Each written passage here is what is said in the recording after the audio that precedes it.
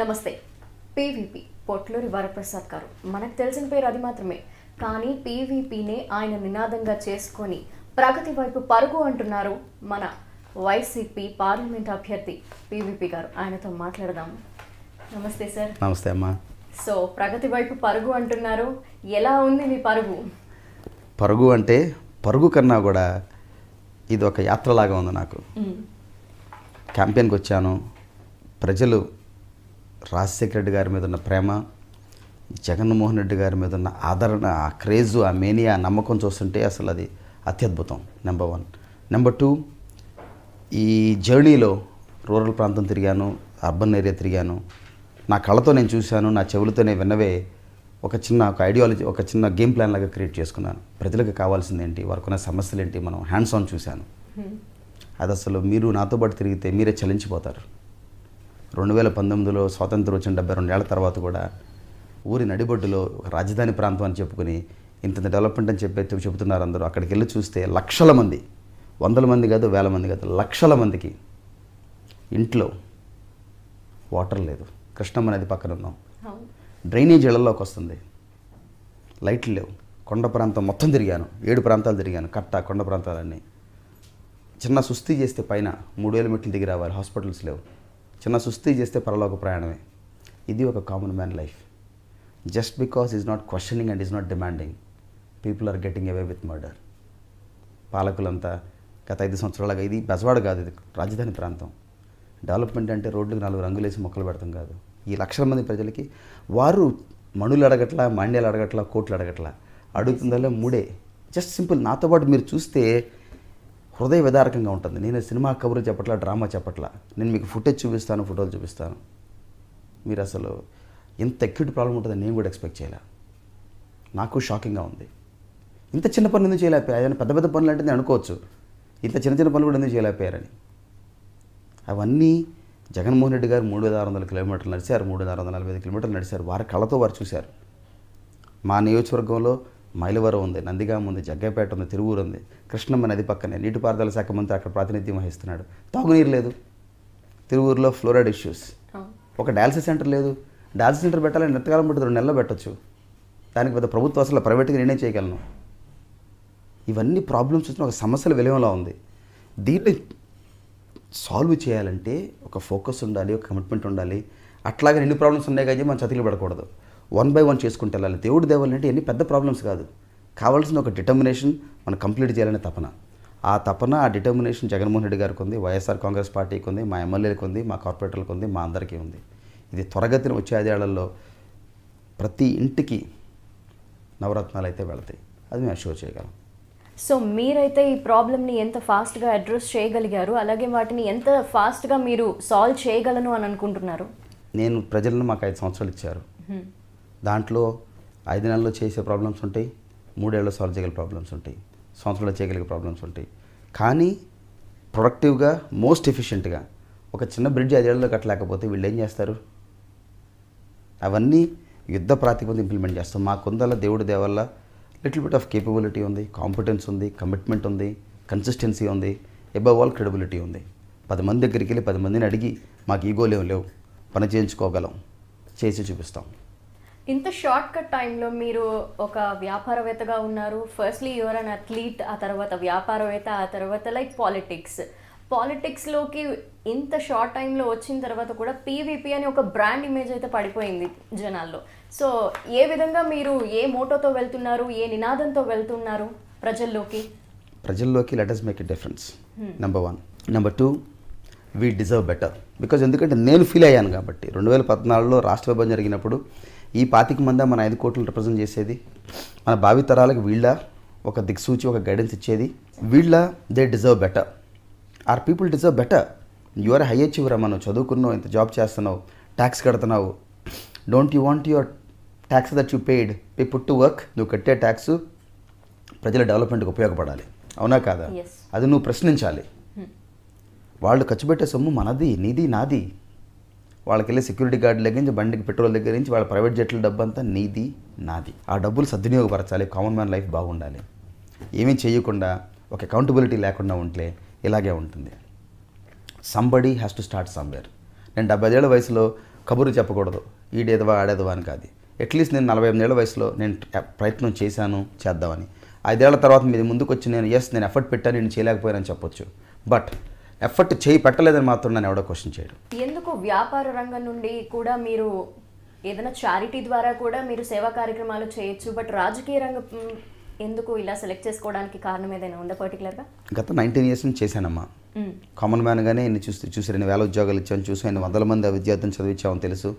విద్యా సంస్థలను సపోర్ట్ చేసాం, హెల్త్ కేర్ ఆర్గనైజేషన్ సపోర్ట్ చేసాం. బట్ నాకు తెలుసు ఒక చిన్న పర్మిషన్ కోసం 5 నెలల జీవితం వేస్ట్ చేసుకున్నాం. ఒక కామన్ మ్యాన్గా డిఫరెన్స్ చేయాలంటే 100 మందికి 10 మందికి 50 మంది 100 మందికి చేయగలను. 10,000 మంది చేయాలంటే ప్రజాప్రతినిధిగా ఎక్స్ట్రాడినరీగా చేయొచ్చు. అది తెలిసిన మనిషిని కాబట్టి, ఇబ్బంది పడిన మనిషిని కాబట్టి ప్రజాప్రతినిధి పబ్లిక్ లైఫ్లోకి వచ్చాను. నేను రాజకీయంలోకి రావట్లా, పబ్లిక్ సర్వీస్లోకి వచ్చాను. I'm choosing my words very carefully అమ్మా. ఓకే. సో ఎలాంటి ప్రాబ్లమ్స్ అడ్రస్ చేస్తున్నారు? మీకు ఏ విధమైన సమస్యలు ఈ విజయవాడలో మీరే చూశారు? ఎలాంటి ప్రాబ్లమ్స్ మీ దాకా వచ్చాయి? రూరల్ ఏరియాస్ అన్నిటికీ ఒక సమస్యలమ్మా, అర్బన్ ఏరియాస్కి ఒక సమస్య. బట్ 7 నియోజకవర్గాలకి ట్రావెస్టీ ఏంటంటే ఈ కృష్ణా జిల్లాలో కృష్ణమ్మ నది పక్క నుండి ఈ 7 కాన్స్టిట్యున్సీలో తాగునీరు ఇష్యూ, డ్రింకింగ్ వాటర్ 7 నియోజకవర్గాలకి. నెంబర్ 2 అన్ఎంప్లాయ్మెంట్ బ్రాడ్ ఇష్యూ, అది అన్ని చోట్ల ఉంది. రైతు రూరల్ ఏరియాస్లో మినిమం సపోర్ట్ ప్రైస్. తిరువురులో ఇందాకే చెప్పాను, fluoride drinking water issue, basic dialysis centres లేవు. అర్బన్ ఏరియాస్లో మాత్రం అర్బన్ ఇన్ఫ్రాస్ట్రక్చర్, పెద్ద పెద్ద ప్రాజెక్టులు కంప్లీట్ అవ్వట్లేదు, అది పక్కన పెట్టండి. చిన్న చిన్న పనులు లేవు. కొండ ప్రాంతాల్లో వీళ్ళందరికీ అసలు డ్రైనేజ్ ఇళ్లలోకి వచ్చేస్తున్నాయమ్మా. నా కళ్ళతో నేను చూసా. ఇది ఒక ఇన్స్టెన్స్ కాదు, 100 చోట్ల చూశాను అట్లా. అవి ఫిక్స్ చేస్తే చాలు. ఇవాళ ఇది ఒక స్వర్గంలాగా ఉంటుంది. పెద్ద పెద్ద పనులు ఏం చేయను, అసలు చిన్న పనులు ఇవన్నీ చేస్తే చాలు. సో పక్కనే మనకి కృష్ణా నది ఉంది, అలాగే ఒక పోలవరం ప్రాజెక్టు కూడా కన్స్ట్రక్ట్ అవుతుంది. సో ఇంత తాగునీటి సమస్య ఉంది అని మీ దాకా వచ్చినప్పుడు what you think about Polavaram project గురించి ఏం చెప్తారు మరి? అవన్నీ ప్రాజెక్టులు పెంచుకుంటా, వేల కోట్ల నుంచి లక్షల కోట్లు చేసుకుంటా ప్రజలను దోచుకుందాం అని తప్పితే ఇప్పుడు ఇవాళ వరకు అట్లీస్ట్ నేను కొంచెం సివిల్గా ఉన్నాను. నా 7 వారాల నుంచి నా కడుపు రగులుతుంది. మోర్ అసలు ఇంత వాలటైల్గా ఎందుకు ఉన్నానంటే ఇన్ని లక్షల కోట్ల ఆదాయం దేనికి? ఈ పిచ్చి పిచ్చి కబుర్లు ఏంటి, సొల్లు హోర్డింగ్లు ఏంటి, ఏదో స్టేట్మెంట్లు ఏంటి? చాలా అగ్రెసివ్గా అయిపోయానమ్మా నేను. అంటే 68% వరకు మేము కంప్లీట్ చేసేసాము అని అంటున్నారు వాళ్ళు. ఫ్యాక్ట్స్ ఫిగర్స్ మాట్లాడతారు, ఒక గోబల్స్ క్యాంపెయిన్ లాగా చేస్తారు. బయటకు వెళ్తే మీకు హోర్డింగ్ చూపిస్తా. రుణమాఫీ చేసిన దాత, ఏం దాత చేశారమ్మా? మీ బంగారం ఇంటికి వస్తుందన్నారు, వచ్చిందా? జాబ్ వస్తే బాబు అన్నారు, వచ్చిందా? 1,50,000 కోట్లు అన్నారు. మీరేదో సెల్ఫ్ ప్రాపగండా వేసుకుని చేతులు 4 కరపత్రాలు పత్రికలు ఉన్నాయి కదా అని ఎల్లో మీడియం జర్నల్తోటి నేను అసలు ప్రజాగ్రహం ఏంటో వారు చూడబోతున్నారు. ఇది ఒక రెవల్యూషన్, ఇది ఒక విప్లవం. దీనితో ఏ ప్రజానాయకుడు ఫ్యూచర్లో పిచ్చి పిచ్చి వాగ్దానాలు అయితే మళ్ళీ చేయరు. అట్లా రాబోతుంది రేపు రిజల్ట్. చెంప చెళ్ళు అనిపించే విధంగా జనాలు ఇవ్వబోతున్నారు తీర్పు. మీరే చూస్తారు. ఈ ఫుటేజ్ మీరేమో మీరు అందరికీ చూపిస్తారు తప్పకుండా. ఓకే సార్, వైసీపీ మేనిఫెస్టోలో నవరత్నాలకి ఎంత ప్రయారిటీ ఉంటుందో మీరు కూడా అలాగే మీ రత్నాలను కూడా రిలీజ్ చేశారు మేనిఫెస్టో ద్వారా. సో అందులో కీలకంగా ఏ అంశాల మీద మీరు కాన్సన్ట్రేట్ చేశారు? ఫస్ట్ ఏంటంటే అకాడమిక్ ఇన్ఫ్రాస్ట్రక్చర్ అమ్మా. అకాడమిక్ ఇన్ఫ్రాస్ట్రక్చర్ అంటే స్టూడెంట్స్ 100 కొద్ది సంస్థల నుంచి 1000 మంది విద్యార్థులు బయటకు వస్తున్నారు. వాళ్ళకి లాస్ట్ మైల్ కనెక్టివిటీ, వాళ్ళని ఉద్యోగ అవకాశాలకు ఎలా ఇంట్రొడ్యూస్ చేయడం ఒకటి. 2 వాళ్ళ సాఫ్ట్ స్కిల్స్ డెవలప్ చేయాలి. విజయవాడ అనేది inherently enterprising city, talented people, but they are short on communication skills. ఈ సాఫ్ట్ స్కిల్స్ని డెవలప్ చేయడం, తద్వారా వాళ్ళకి వచ్చే అవకాశాలు ఎక్కడున్నాయో చూపించడం, అది ఫస్ట్ థింగ్ అమ్మా. సెకండ్ థింగ్ వచ్చి సోషల్ ఇన్ఫ్రాస్ట్రక్చర్. మీరు చెప్పినట్టుగా ఇది రాజధాని నగరం, దీన్ని మోర్ వైబ్రెంట్గా వెల్కమింగ్గా చేయాలి. ఎందుకంటే ఇప్పుడు విజయవాడ నుండి తెలవనాళ్ళు బాంబే నుంచి ఢిల్లీ నుంచి అందరూ ఫ్లైట్లు ట్రైన్లోకి వస్తున్నారు. వాళ్ళందరికీ వెల్కమింగ్గా ఉండేట్టు చేయాలి. నా తరపున చిన్నగా ఒక ఈవెంట్ క్యాపిటల్ లాగా చేద్దామని, తద్వారా ఎకనామిక్ ఇన్ఫ్లో ఉంటుంది. ఫర్ ఎగ్జాంపుల్ మా మహర్షి సినిమా అనే ఉంది, రేపు May 9 విడుదల కాబోతుంది. మా పార్ట్నర్స్ని అడుగుతాను, ఒక ఈవెంట్ విజయవాడలో చేద్దాం. ఒక ఈవెంట్ జరిగిందంటే 40-50 లక్షల ఇన్కమ్ వస్తుంది. పూల కొట్లాళ్ళు, హోటల్లో, రెంటల్ కార్స్ వాళ్ళు అందరికీ డబ్బులు వస్తాయి. ప్లస్ మోర్ ఒక పాజిటివ్ గుడ్ ఫీల్. 10 ఈవెంట్లు మంచి ఈవెంట్లు జరిగినాయంటే జనాలు అందరూ చేర్ఫుల్గా ఉంటారు. ఆ positive mood all through the year ఉండాలి మనకి, నీరసంగా ఉండకూడదు. ఆ పాజిటివ్ మూడ్ తీసుకొద్దామని దాన్ని సోషల్ ఇన్ఫ్రాస్ట్రక్చర్ డెవలప్ చేద్దాం. అలాగే ఒక స్పిరిచువల్ సిటీగా కూడా దీన్ని హెవీగా మార్కెట్ చేద్దాం. మన అమ్మవారు ఉన్నారు, కొత్త కొత్త టెంపుల్స్ వస్తున్నాయి, చిన్నజయస్వామి గారు కడుతున్నారు. ఒక స్పిరిచువల్ డెస్టినేషన్గా దీన్ని ఏదో పుష్కరాలకు 12 ఏళ్ళకి ఒకసారి చేయకుండా all through the year events చేస్తా. కల్కటా ఉంది, కల్కటాలో నవరాత్రులు అప్పుడు చేస్తారు దేవీ పూజ టైం, లెజెండరీగా ఉంటుంది ఆ 9 రోజులు. అట్లాంటివి కూడా చేసి దీన్ని ఒక మోర్ వైబ్రెంట్ సిటీగా, ఒక స్పిరిచువల్ సిటీగా డెవలప్ చేద్దామని. ఓకే. ఇవన్నీ చేస్తా కూడా ప్యారలల్గా ఇక్కడ ఉన్న లక్షల మంది ప్రజలకి ఇన్ఫ్రాస్ట్రక్చర్ ఇష్యూస్ అన్ని సాల్వ్ చేయాలి, త్వరగతిన అవన్నీ పూర్తి చేయాలి, అవుటర్ రింగ్ రోడ్లు వేయాలి, కనెక్టివిటీలన్నీ మార్చాలి, అవన్నీ త్వరగతిన పూర్తి చేయాలి. ఓకే. సో ఎడ్యుకేషన్ వైజ్గా మీరు, ఎందుకంటే రాజకీయంలోకి వచ్చే వాళ్ళు కూడా ఎడ్యుకేటెడ్ అయితే ఎంతో కొంత సొసైటీకి ఉపయోగపడతారు అని సో మీరు ఎలాంటి ఆపర్చునిటీస్ క్రియేట్ చేయాలనుకుంటున్నారు వారికి? ఎడ్యుకేటెడ్ యూత్కి అమ్మాయి వాళ్ళ నోబడి నీడ్స్ ఎనీ ఫేవర్స్ తల్లి. ఎవరికి ఫేవర్స్ చేయని అవసరం లేదు, డబ్బు ఎవరు అడగరు. పీపుల్ అడిగే ఆపర్చునిటీ కావాలి వాళ్ళకి. పీపుల్కి కావాల్సిన గైడెన్స్. బాబు నువ్వు ఇదిలా చేసుకో. ఇంటర్మీడియట్ చదివే పాపకి తనకి ఇంజనీరింగ్ మీద ఆసక్తి లేదు, నాకు ఆర్కిటెక్చర్ మీద ఆసక్తి ఉందంటే గైడ్ చేయాలి. ఆర్కిటెక్చర్లోకి వెళ్తే ఇది చదువుకోవచ్చు, ఇక్కడ చదువుకోవచ్చు, బట్ ఈ ప్రాబ్లమ్స్ ఉంటాయి. అలా గైడ్ చేస్తే 16 ఏళ్ళ వయసు అప్పుడు, తర్వాత 22 ఏళ్ళు గ్రాడ్యుయేట్ అయిన తర్వాత అవకాశాలు ఎక్కడ చూపిస్తే వాళ్ళ జీవితాంతా హ్యాపీగా బతుకుతారు. ఎవరికి 99% పీపుల్కి కావాల్సిన రైట్ గైడెన్స్, రైట్ అడ్వైస్ అమ్మ. ఎవ్రీబడి ఈజ్ కేపబుల్, వాళ్ళ జీవితం వాళ్ళు నడిపేసుకోగలరు. ఆ రైట్ గైడెన్స్, ఆ రైట్ ఎన్వైర్న్మెంట్ మనం క్రియేట్ చేయగలగాలి. అది నేను చేయబోతాను. సో నారా లోకేష్ గారు చాలా కంపెనీస్ ఇక్కడికి వచ్చాయి, విజయవాడలో ఐటీ హబ్గా మారుస్తున్నాను అంటున్నారు. సో దాన్ని మీరు ఎంతవరకు ఏకీభవిస్తారు?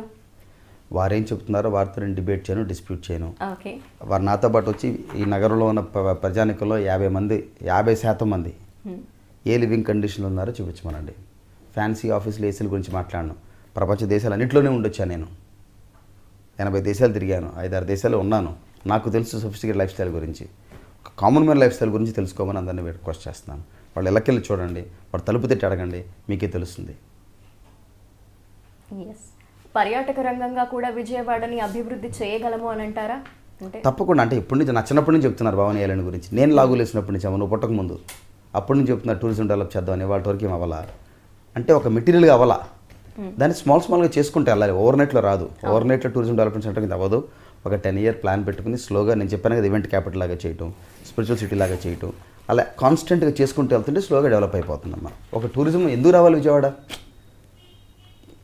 చుట్టానికి బాంబే నుంచి హైదరాబాద్ నుంచి ఒకళ్ళు రావాలంటే వాళ్ళకి ఒక లిస్ట్ ఇవ్వాలి మనం, ఎందుకు రండి అని.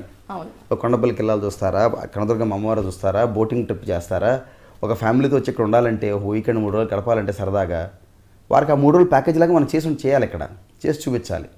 అవన్నీ స్మార్ట్ మార్కెటింగ్ చేయాలి, మేము తప్పకుండా చేస్తాం. ఓకే. సో మీ నినాదం let's make Vijayawada great as early as possible అంటున్నారు. సో ఎంత త్వరగా మీరు చేయగలను అని నమ్మకం ఉంది మీ మీద? నేను 5 ఏళ్లలో చేయగలిగినే చెప్పాను తల్లి. నేను న్యూయార్క్ వెనిస్ మారుస్తానని చెప్పలా. As soon as పాసిబుల్ని academic infrastructure, social infrastructure and physical infrastructure ఏవైతే చేయగలనో క్లియర్గా. ఇక్కడ ఎంత ఫాస్ట్గా ర్యాపిడ్గా చేంజ్ అవుతుందో, అభివృద్ధి చెందుతుందో, అలాగే రవాణా వ్యవస్థను చూస్తే కూడా ట్రాఫిక్ సమస్య ఇబ్బందికరంగా ఉంది. ఫ్లైఓవర్ అంటున్నారు, బట్ అది అండర్ కన్స్ట్రక్షన్లోనే ఉంది. దాన్ని మీరు ఏ విధంగా చూస్తారు? ఈ ప్రజలను అదే అడగమంటున్నాను. ఒక 5 ఏళ్లలో ఒక ఫ్లైఓవర్ చేయలేని వాళ్ళు అంటే అమరావతి ఎన్ని ఏళ్ళు పడుతుందా, 500 ఏళ్ళు పడుతుందా? ఒక్క ఫ్లైఓవర్ చేయలేని సమర్థత మీకు కావాలా? ఇలాంటి అసమర్థతలు మనకు కావాలా? ఇది మీ డబ్బు, దానికి మీరు ఫ్లైఓవర్ అవ్వలేదనే చూస్తున్నారు. అది 500-600 కోట్ల ప్రాజెక్టు, 700 కోట్ల ప్రాజెక్టు, 800 కోట్లు అయి ఉండొచ్చు. కాస్ట్ ఓవర్ రన్స్, డిలేస్ అంటారు. నిజమైన లాస్ అది కాదమ్మా. 4 ఏళ్ల నుంచి ప్రొడక్టివ్ లాస్. 1 yearలో చేస్తానని 5 ఏళ్ళు అయినా అవ్వాల. ఆ 4 ఏళ్లలో ఎన్ని లక్షల మంది, ఎన్ని కోట్ల గంటలు వేస్ట్ అయింది. అటుపక్క నుంచి రాకుండా డీటూర్లు తీసుకుని వాళ్ళ పెట్రోల్ వేస్ట్, వాళ్ళ టైం వేస్ట్, అవన్నీ లెక్కేస్తే ప్రొడక్టివ్ లాసెస్ 1000 కోట్లలో ఉంటుంది. అది అర్థం చేసుకోవాలి ఈ పాలకులు. ఇన్ఫ్రాస్ట్రక్చర్ ప్రాజెక్ట్స్ అందుకే టైమ్లీగా కంప్లీట్ చేయాలమ్మా. ఇవన్నీ ఒక కామన్ మ్యాన్ ఇబ్బంది పెడతాయి, ఏం సాధిద్దామని. మీరు ప్రచారంలో ఏం చెప్తున్నారు ప్రజలకు? ప్రజలు నేను అడిగేది ఒకటేనమ్మా, మన నవరత్న పథకాల గురించి చెబుతున్నాం. ఎందుకంటే ఇంటిలో ఉన్న ప్రతి పర్సన్కి ఎఫెక్ట్ అయ్యేది. ప్రతి బిడ్డకి స్కూల్ ఫీజు ఉంది, ప్రతి అవ్వకి ఆరోగ్యశ్రీ ఉంది, నిరుద్యోగ భృతి ఉంది, ట్యూషన్ రీయింబర్స్మెంట్ ఉంది, రైతు భరోసా ఉంది, మద్యపాన నిషేధం చేయబోతున్నాం. దానికి చాలా గట్స్ దమ్ము కావాలి. సో మెయిన్లీ నవరత్నాల పథకాల గురించి ఎక్స్ప్లెయిన్ చేయబోతున్నాం. యాజ్ అన్ ఇండివిజువల్ నేను విజయవాడ వరకు ఏం చేయగలను చెబుతున్నాను, but mostly by and large మా పార్టీ పథకాల గురించి ప్రతి ఇంటింటికి ఎక్స్ప్లెయిన్ చేస్తున్నాం. విభజన సమస్యల మీద మీరేమంటారు? అంటే ఈ సమస్య గురించి మనం ఎప్పటి నుండో పోరాడుతూనే ఉన్నాము. దానికి మెయిన్ ఇష్యూ స్పెషల్ స్టేటస్ అమ్మా. అది 2014 నుంచి పోరాడుతుంది. వాళ్ళ వరకు మేమే left turn, right turn, you turn తీసుకున్న ప్రభుత్వం. వాళ్ళు ఏదో ఆంధ్రుడు ఆత్మగౌరవం, డెమోక్రాటిక్ కంపల్షన్స్ అంటే ఏదో ఫ్యాన్సీ వర్డ్స్ వాడుతున్నారు. మీరు చేయలేని పనులు మీరు కవర్ చేసుకుంటా జనాల దగ్గరికి ఏదో పెద్ద పెద్ద హోర్డింగ్లు పెట్టేసి పేపర్ యాడ్లు వేసి వేల కోట్లు ఉన్నాయి కదా అని ఖర్చు పెట్టేసి ప్రజలు నమ్ముతారని నేనైతే అనుకోవట్లా. ఏదో డబ్బులు ఉన్నాయి కదా అని జిమ్మిక్లు ప్రజలు నమ్మరమ్మా. ఎలక్షన్ 3 రోజుల ముందు ఏదో 3,000 రూపాయలు వేసేసి ముష్టి వేసినట్టుగా మన డబ్బు మనకు పన్నులు కట్టిన డబ్బు 3,000 రూపాయలు ఏదో ముష్టిలాగా అకౌంట్లో వేసి ఇంకొక 5 ఏళ్ళు 10 లక్షల కోట్లు మీరు దోచుకుందామనా? ఏంటి ఇది అన్న ముష్ట? ఎవరి డబ్బు అది?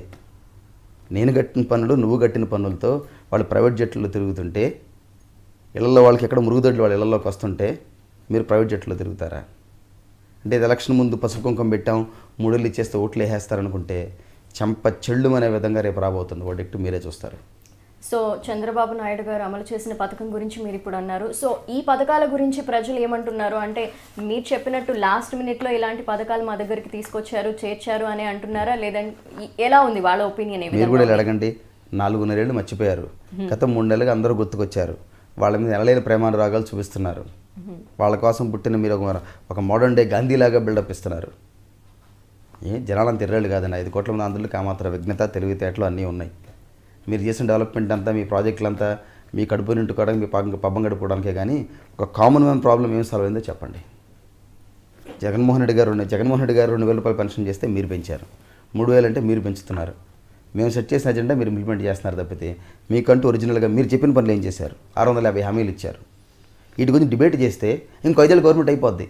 నేను అందుకే క్రిటిసైజ్ చేయట్లా, డిబేట్ చేయట్లా. వాళ్ళు మీరు ఇంటర్వ్యూ చేస్తున్నారు కాబట్టి నేను నా కడుపులో బాధ నేను వెళ్ళగక్కుతున్నాను. నా కళ్ళతో నేను చూశాను కాబట్టి ప్రజల బాధలు. 3 వారాల క్రితం నేను ఇంత అగ్రెసివ్గా లేను. ఇప్పుడు ఇంత అగ్రెసివ్గా ఎందుకున్నాను నేను చూశాను కాబట్టి.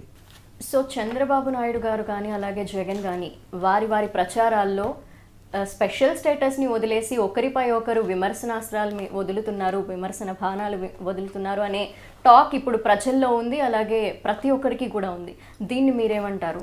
జగన్మోహన్ రెడ్డి గారు 5 ఏళ్ళ నుంచి అడుగుతుంది ఒకటే, 14లో ఏమి హామీలు ఇచ్చావు, ఏం చేసావు? బాబు వస్తే జాబ్ వస్తుందన్నారు. అవన్నీ క్వశ్చన్ చేస్తున్నారు. ప్రతిపక్షంగా మేము క్వశ్చన్ చేయాలి. మేము క్వశ్చన్ చేసింది అదే కదా, విమర్శ కాదు కదా. వాళ్ళు అధికార పక్షం ఉన్నారు, వాళ్ళు మా మీద విమర్శ చేయగలరు.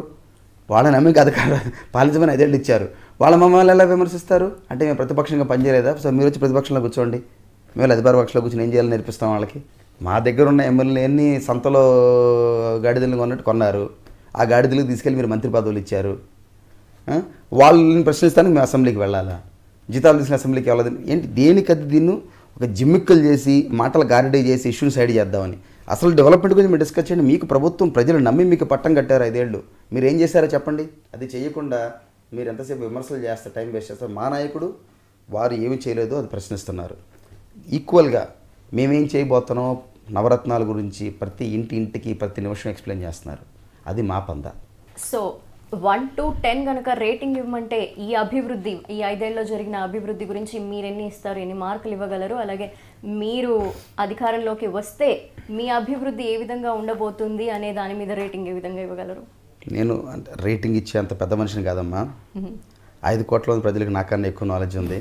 వాళ్ళు ఏప్రిల్ 11 రేపు రేట్ చేసి ప్రోగ్రెస్ రిపోర్ట్ ఇవ్వబోతున్నారు. మీరు చెప్పినట్టుగా ప్రోగ్రెస్ రిపోర్ట్ ప్రతి సంవత్సరం మీరు స్కూల్కి వెళ్ళారు కదా, సంవత్సరానికి ప్రోగ్రెస్ రిపోర్ట్ ఉంటుంది. అది పాసా, ఫెయిలా, డిస్టింక్షనా, అటర్ ఫెయిల్యూరా రేపు 11 చేయబోతున్నారు. ఎనీవే ఏం మార్క్ అయిపోతారో కూడా నాకు తెలుసు, కానీ నేను చెప్పను. ఏప్రిల్ 11 ఇవ్వబోతున్నారు. నెంబర్ 1. మీరు అడిగిన దానికి రెండో దానికి మేమేం చేయబోతున్నాం, దానికి మాకు ఒక రోల్ మోడల్ రాజశేఖర రెడ్డి గారు. 2009 ఎలక్షన్లు వెళ్ళినప్పుడు ఆయన ఒక్క హామీ ఇవ్వలేదు తల్లి, ఒక్క హామీ ఇవ్వలేదమ్మా. నా 5 సంవత్సరాల పనితీరు చూసి ఓటేయమన్నారు. భారతదేశ రాజకీయ చరిత్రలో హామీ ఇవ్వకుండా ఎలక్షన్కి వెళ్ళిన ఏకైక నాయకుడు ఆయనే మాకు గైడింగ్ ఫోర్స్. ఆయన పద్ధతులే మాకు రోల్ మోడల్. సో 5 ఏళ్లలో ఎలా నడుచుకోవాలో మా రాజశేఖర రెడ్డి ఆల్రెడీ చేసి చూపించారు. ఒక 5 ఏళ్లలో ఒక రాష్ట్రాన్ని మొత్తం మార్చేసిన మనిషి ఆయన. మరొకసారి గుర్తు చేస్తాను అందరికీ. Free power, 108, tuition fee reimbursement, Aarogyasri, పింఛన్లు, ఇవన్నీ ఇచ్చిందని 5 ఏళ్ళలో చేశారు. ప్రతి కుటుంబానికి చేరువయ్యారు. అది మీకు తెలుసు. నేను ఫ్యాక్ట్సే మాట్లాడుతున్నాను, ఇది గొప్పలు చెప్పడం కాదు. ఆయనే మాకు దిక్సూచి, ఆయనే మాకు గైడింగ్ ఫోర్స్. మా జగన్మోహన్ రెడ్డి గారు చెప్పినవన్నీ, మా మేనిఫెస్టోలో పెట్టినవన్నీ ఇంప్లిమెంట్ చేస్తాం. ఎలా ఇంప్లిమెంట్ చేస్తాం కూడా మీకు చెప్పాం.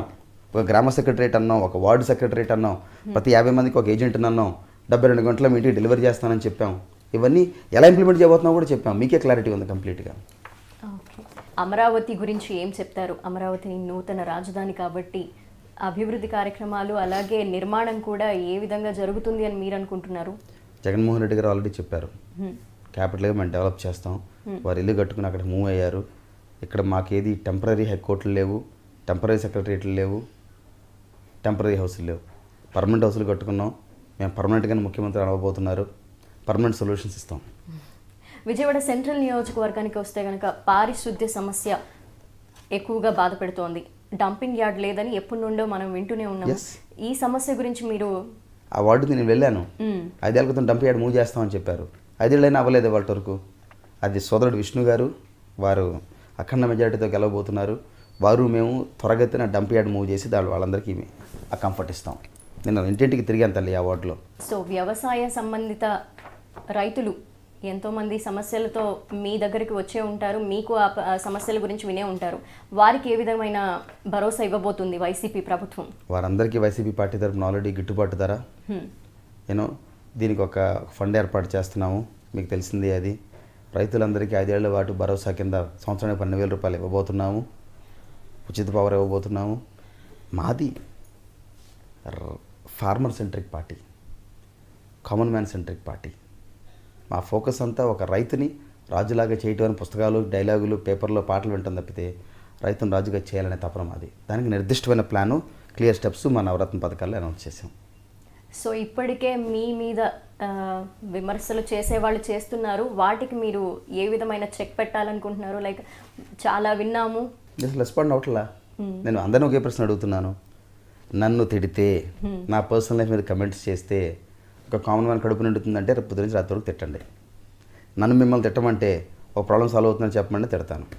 ఇవన్నిటికీ టైం వేస్ట్ చేసి ఇష్యూస్ అన్ని సైడ్ ట్రాక్ చేయించేసి మైండ్ గేమ్స్ ఆడదాం. మీరు 5 ఏళ్ళలో ఏం చేశారో చెప్పండి జనాలకి. అక్కడ మీరు చేసింది లేదు, చచ్చింది లేదు. రైట్? మా మీద వ్యక్తిగత ఆరోపణ చేయడం అన్ని గోబెల్స్ క్యాంపెయిన్ అమ్మ. ఒక హిట్లర్ ఎలా పరిపాలించాడో ఎగ్జాక్ట్లీ ఎలా పరిపాలిస్తున్నాడు. ఇది ఒక హిట్లర్ వాతావరణం లాగా ఉంది, ఒక గోబెల్స్ క్యాంపెయిన్. సగం మంది ప్రజలు ఎలిమినేట్ చేశారు. ఇందాక చెప్పాను కదమ్మా, ఇది ప్రజాగ్రహం ఏంటో వాళ్ళకి రేపు తెలుస్తుంది. సో టీడీపీ ఎంపీ అభ్యర్థి కేసినేని నానిని మీరు ఎదుర్కోబోతున్నారు. ఎంత మెజారిటీ సాధించగలను అన్న ధీమా వ్యక్తం చేస్తున్నారు ఇప్పుడు? మే 23 చూస్తారు. దేశం ఆశ్చర్యం పొందుతుంది. మొత్తం సునామీ అమ్మ, సునామీ.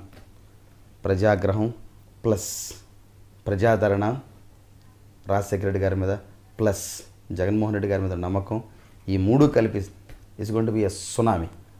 సో మీలో ప్లస్ పాయింట్స్ ఏంటి అని చెప్పాలంటే మీరేమి అనలైజ్ చేస్తారు? అంటే మీకు మీరు అంటే మనకు మన వాళ్ళ ప్రజలు నమ్మాలమ్మా. యాక్సెసిబుల్గా ఉంటాం, అవైలబుల్గా ఉంటాం, అహంకారపూరితమైన వాతావరణంలో మేము ఉండం. ఒక కామన్ మ్యాన్తో కనెక్ట్ అయ్యే సోల్ ఉంది. నేను కామన్ మ్యాన్, నేను కింద నుంచి పైకి వచ్చాను. సో వాళ్ళ ప్రాబ్లమ్ని చెప్పగా నేను ఫీల్ అవ్వగలను. అదే ఇప్పుడు ఎంత క్రిటికల్ నేను అర్థం చేసుకోగలను. వాళ్ళ షూస్లోకి వెళ్ళి వాళ్ళ లెవెల్కి వెళ్ళి అర్థం చేసుకోగలను. ఆ ప్రాబ్లమ్ సొల్యూషన్ ఇవ్వగలను నేను అనుకుంటున్నాను. ఫస్ట్ మీరు విజయవాడ అర్బన్ మీద కాన్సన్ట్రేట్ చేశారు, ఆ తర్వాత రూరల్ మీద ఇప్పుడు మేజర్ కాన్సన్ట్రేషన్ చేయడం వెనక ఏదైనా రీజన్ ఉందా? లేదమ్మా, ఫస్ట్ రూరల్కి వెళ్ళాను, తర్వాత అర్బన్కి వచ్చాను. ముందు రూరల్ అంతా తిరిగాను, ఇప్పుడు అర్బన్ అంతా నాకు తెలుసు అనుకున్నాను.